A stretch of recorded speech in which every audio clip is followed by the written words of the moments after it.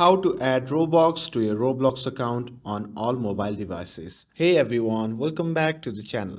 In today's video, I'm going to show you how you can add Robux to your Roblox account on all mobile devices. So without further ado, let's get started. So first thing first, open the Roblox app on your phone and make sure that you are logged in to your account. And once you have opened the app, simply tap on the Roblox icon shown in the top right corner of the screen. And this will take you to the purchase page where you can choose how much Robux you want to buy. Now here you will see different Robux packages starting from 40 Robux all the way to 22,500 Robux.